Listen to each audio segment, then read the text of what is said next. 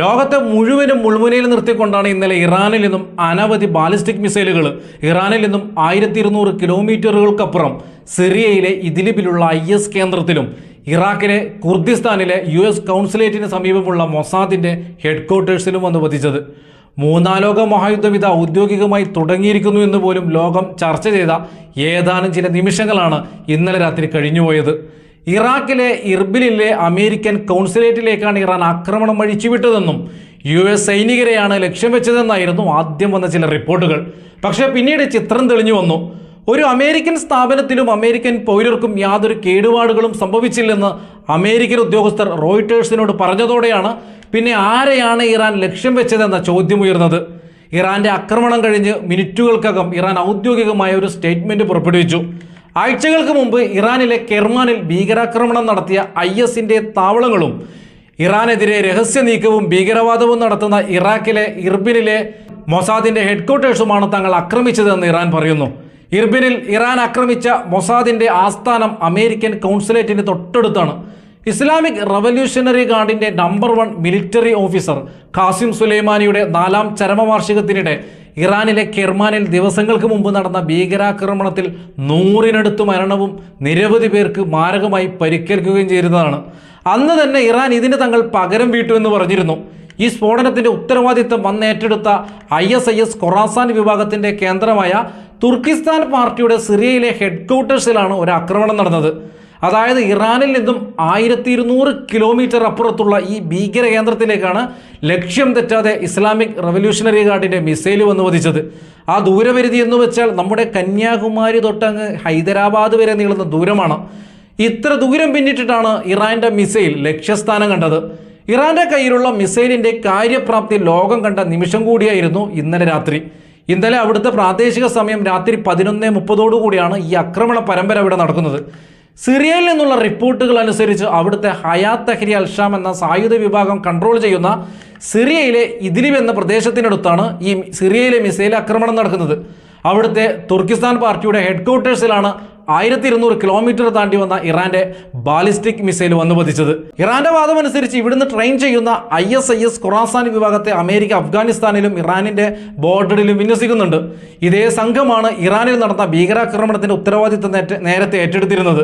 അവരുടെ അവിടുത്തെ ഹെഡ്ക്വാർട്ടേഴ്സ് തകർത്ത് തരിപ്പണമാക്കിയിട്ട് ഇറാൻ ഔദ്യോഗികമായി പ്രസ്താവനയിൽ ചൂണ്ടിക്കാണിക്കുന്നത് ഞങ്ങളിൽ നിന്നും ഇറ്റുവീണ ഓരോ തുള്ളി ചോരയ്ക്കും ഞങ്ങൾ പകരം വീട്ടിയിരിക്കും എന്നാണ്.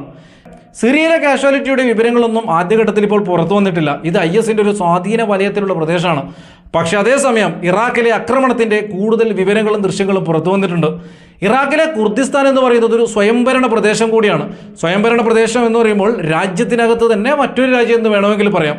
കുർദിസ്ഥാനിൽ അവർക്കായി ഒരു പ്രത്യേക ഗവൺമെന്റ് ഉണ്ട്, അവർക്ക് പ്രത്യേക പ്രധാനമന്ത്രിയൊക്കെ ഉണ്ട്. ചെറിയ അളവിൽ ബാഗ്ദാദ് കേന്ദ്രീകരിച്ചുള്ള ഇറാഖി ഗവൺമെന്റിനും ഇവിടെ ഭരണത്തിൽ റോളുണ്ട്. ഈ കുർദ് വംശജരുടെയാണ് ഈ സ്വയംഭരണ പ്രദേശം. നേരത്തെ ISനെതിരെ ധീരമായ ചെറുത്തുനിൽപ്പ് നടത്തിയ ഈ കുർദുകൾക്ക് അമേരിക്കയുടെ എല്ലാ പിന്തുണയും ഉണ്ടായിരുന്നു. കുർദിസ്ഥാനിന്റെ തലസ്ഥാനമായ ഇർബിനിൽ അമേരിക്കൻ കൗൺസിലേറ്റിന്റെ തൊട്ടടുത്താണ് ഇപ്പോഴത്തെ ഇറാന്റെ ആദ്യ ആക്രമണം നടന്നത്. നഗരം ആകെപ്പാടെ കിടുങ്ങിപ്പോയിരുന്നു എന്നാണ് അവിടുന്ന് വരുന്ന റിപ്പോർട്ട്. ഇവിടുത്തെ പെസ്രോ ദിസായി എന്നൊരു ധനികനായ കോർപ്പറേറ്റ് ഭീമനും അദ്ദേഹത്തിന്റെ കുടുംബാംഗങ്ങളായ 4 പേരടക്കം ആകെ 5 മരണമാണ് ആദ്യം ഇറാഖിൽ നിന്നും പുറത്തു വരുന്ന റിപ്പോർട്ട്. അദ്ദേഹം ഇറാഖിൽ നിന്നും വലിയ തോതിൽ എണ്ണ ഇസ്രായേലിലേക്ക് കൊടുക്കുന്ന ഒരു ഇടനിലക്കാരനാണ്, അവിടുത്തെ ഒരു പണക്കാരനാണ്. ഇദ്ദേഹത്തിന്റെ കീഴിലാണ് മൊസാദിന്റെ ഇന്റലിജൻസ് വിഭാഗം പ്രവർത്തിക്കുന്നതെന്നും ആ ഹെഡ്ക്വാർട്ടേഴ്സാണ് തങ്ങൾ തകർത്തതെന്നുമാണ് ഇറാന് പറയുന്നത്. ഈ 5 മരണം കൂടാതെ 6 പേർക്ക് വലിയ രീതിയിൽ പരിക്കേറ്റതായും കുർദിസ്ഥാൻ റീജിയണൽ സെക്യൂരിറ്റി കൗൺസിൽ പ്രസ്താവനയിൽ പറഞ്ഞിട്ടുണ്ട്. അതുകൂടാതെ ഈ മരണപ്പെട്ടവരിൽ കുട്ടികളും സ്ത്രീകളുമൊക്കെ ഉൾപ്പെട്ടിട്ടുള്ളതായിട്ടും അവിടുന്ന് വിവരമുണ്ട്. ഇറാന്റെ ഈ ആക്രമണത്തിന് ശേഷം കുർദിസ്ഥാൻ ഗവൺമെന്റ് സെക്യൂരിറ്റി കൗൺസിൽ ഒരു സ്റ്റേറ്റ്മെന്റ് പുറത്തിറക്കിയിരുന്നു. അവരതിൽ പറയുന്നത് ഇറാൻ നടത്തിയതൊരു ക്രൈമാണെന്നും ഇതിനെതിരെ തങ്ങൾക്ക് മിണ്ടാതിരിക്കാനാവില്ലെന്നുമാണ്. ഹമാസ് ഇസ്രായേൽ യുദ്ധത്തിന് ശേഷം മേഖലയിൽ നിരവധി ആക്രമണ പരമ്പരകൾ ഇസ്രായേലിനും അവരെ പിന്തുണക്കുന്നവർക്കും എതിരെ നടന്നിട്ടുണ്ട്. ഇറാന്റെ പ്രോക്സി ഗ്രൂപ്പുകളാണ് ഇതിനൊക്കെ ചുക്കാൻ പിടിച്ചത്. ഒരു ഭാഗത്ത് ലബനാൻ അതിർത്തിയിൽ ഹിസ്ബുള്ള ഇസ്രായേലിനെ തുരത്തിയടിക്കുന്നു, മറുഭാഗത്ത് യമനിലെ ഹൂതികൾ ചെങ്കടലിൽ വലിയ പ്രയാസങ്ങൾ അമേരിക്കയ്ക്കും സഖ്യരാഷ്ട്രങ്ങൾക്കും ഇസ്രായേലിനും വരുത്തിവെക്കുന്നു. സിറിയയിലും ഇറാഖിലുമുള്ള അമേരിക്കൻ മിലിറ്ററി ബേസുകൾ ഇറാൻ പിന്തുണയുള്ള മിലീഷ്യകൾ ആക്രമിക്കുന്നു. അപ്പോഴൊന്നും ഇറാൻ നേരിട്ട് ഇതിലൊന്നും ഇടപെട്ടിരുന്നില്ല. പക്ഷേ ഇർബിനിൽ അമേരിക്കൻ കൗൺസിലേറ്റിന് സമീപവും സിറിയയിലെ ഇദ്ലിബിലും നടന്ന ഈ ആക്രമണം ഇറാൻ റവല്യൂഷണറി ഗാർഡ് ആക്രമണം നടന്ന തൊട്ടുടൻ തന്നെ ഏറ്റെടുക്കുകയായിരുന്നു. തുടർന്ന് കെർമാനിൽ നടന്ന ഭീകരാക്രമണത്തിന് തങ്ങൾ പകരം വീട്ടിയതാണ് ഈ ആക്രമണത്തിലൂടെയെന്ന് ഇറാൻ ലോകത്തോട് വിളിച്ചും പറയുന്നു. ഫത്ത 110 അടക്കമുള്ള അതിനൂതനമായ ബാലിസ്റ്റിക് മിസൈലുകൾ ഉപയോഗിച്ചാണ് ഇറാന്റെ ആക്രമണം. ആക്രമണത്തിന് ശേഷം ഇറാൻ തന്നെ ബാലിസ്റ്റിക് മിസൈലുകൾ തൊടുത്തുവിടുന്ന ദൃശ്യങ്ങൾ പുറത്തുവിട്ടിട്ടുണ്ടായിരുന്നു. ഉഗ്ര സ്ഫോടന ശേഷിയുള്ള മിസൈൽ പതിച്ച ഇർബിനിലെ കെട്ടിടം തകർന്നു തരിപ്പണമായിരുന്നു. ഫലസ്തീൻ ഇസ്രായേൽ യുദ്ധത്തിന് ശേഷം ആദ്യമായാണ് ഇറാന്റെ ഭാഗത്തു നിന്നും ഇങ്ങനെയൊരു നീക്കം ലോകം കാണുന്നത്.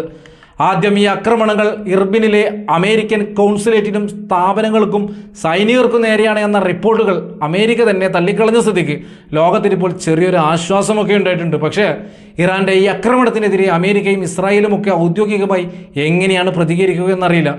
ഇറാന്റെ വാദം അനുസരിച്ച് ഇർബിനിൽ ആക്രമിച്ചത് മൊസാദിന്റെ ഹെഡ്ക്വാർട്ടേഴ്സ് ആണെങ്കിൽ ഇസ്രായേൽ അങ്ങനെ അടങ്ങിയിരിക്കാനും സാധ്യതയില്ല. ഏറെക്കുറെ മൂന്നാം ലോക മഹായുദ്ധത്തിലേക്കുള്ള പോക്കാണ് കാര്യങ്ങളെന്ന് തോന്നുന്നു. കാര്യങ്ങളൊക്കെ ഏറെക്കുറെ കൈവിട്ട മട്ടാണ്.